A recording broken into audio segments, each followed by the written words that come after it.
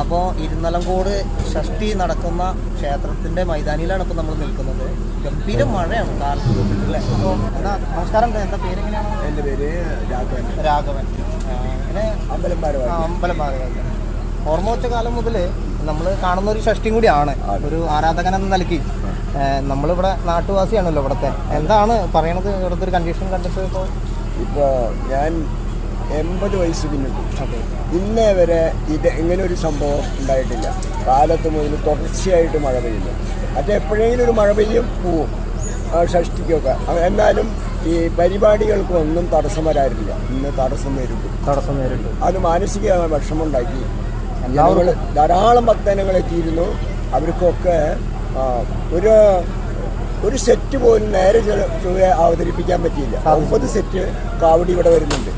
നേരെ ചൊവ്വ അവതരിപ്പിക്കാൻ പറ്റിയില്ല. എങ്കിലും അവർ അഭിഷേക കാവടി കൊണ്ടുവന്ന് അഭിഷേകം കഴിച്ചു പോയി. അതാണ് ഉണ്ടായത്. ശരിക്കും ഇവിടുത്തെ ഇന്നത്തെ ഒരു ചടങ്ങ് എങ്ങനെയായിരുന്നു? കാലത്ത് ഒരു സമയം പറയുകയാണെങ്കിൽ എപ്പോൾ മുതൽ തുടങ്ങണം? കാലത്ത് 5 മണിക്കാണ് പൂജ തുടങ്ങുന്നത്. പിന്നെ ജനങ്ങളുടെ വരവും അഭിഷേകങ്ങളും. അത് കഴിഞ്ഞ് കാവടികൾ ഇവിടെ എത്തിച്ചേരുക കാലത്ത് 11 മണിക്കാണ് അമ്പല കോമ്പൗണ്ടിൽ പ്രവേശിക്കുക. ഇത് അവസാനിക്കുമ്പോൾ വൈകിട്ട് 5:30 മണിയോട് 5:30 മണിയോട് കയറി ഇറങ്ങും. അപ്പോൾ ഏറ്റവും പ്രാധാന്യം അർഹിക്കുന്നത് കാലത്ത് 11:30 മുതൽ 5:30 വരെ. ഏകദേശം എത്ര സെറ്റുകൾ ഉണ്ടാവും? 9 സെറ്റ്. 9 ദേശക്കാരാണ് വരുന്നത് അല്ലേ? ഞാനിപ്പോൾ അമ്പലത്തിന്റെ പ്രസിഡന്റായിട്ട് 32 വർഷമായി.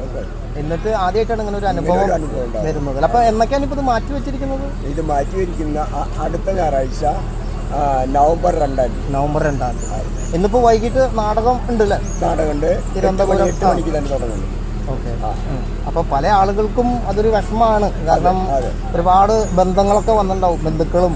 അത് ഇതിന് വേണ്ടിയിട്ട് ഒരുപാട് ആൾക്കാർ ഗൾഫിൽ നിന്നും ബോംബെയിൽ നിന്നും മറ്റ് സ്ഥലങ്ങളിൽ നിന്നൊക്കെ ഓടിയെത്തും ഭഗവാനെ ഒന്ന് കാണാനും അദ്ദേഹത്തിൻ്റെ അനുഗ്രഹം മേടിക്കാനും ഈ കാവടി സംഘങ്ങൾ കാണാനും അതിനൊക്കെ കൂട്ടായിട്ട് നിൽക്കാനും എല്ലാവരും എത്തിച്ചേരാറുണ്ട്. എല്ലാവർക്കും വിഷമം. ഇന്നിപ്പോൾ അന്നദാനം ഉണ്ടാവുമല്ലോ? അന്നദാനത്തിന് മുടക്കണ്ട. അന്നദാനം 50 പറാരി വെച്ചു. 50 പറാരിയും ചെലവായി.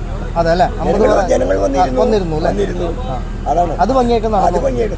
ഇവിടെ എന്താണെന്ന് വെച്ചാൽ ഇവിടെ പണ്ഡിതനോ പാമരനോ ദരിദ്രനോ ധനവാനോ യാതൊരു വകഭേദമില്ല. എല്ലാവർക്കും ഇവിടെ വന്ന ഭഗവാന്റെ ഒരു ഭക്ഷണം കഴിച്ചിട്ട് പോവാം. അതാണ് ഇവിടുത്തെ ഒരു പ്രത്യേകത. ഭഗവാനെ തന്നെ വരുന്നൊക്കെ എൻ്റെ കുട്ടികളാണ്. ആ കുട്ടികൾക്ക് ഭക്ഷണം കൊടുക്കണം. എത്ര വന്നോട്ടെ ഞാൻ കൊണ്ടുവരാം, നിങ്ങൾ വിളമ്പി കൊടുത്താൽ മതി. അതാണ്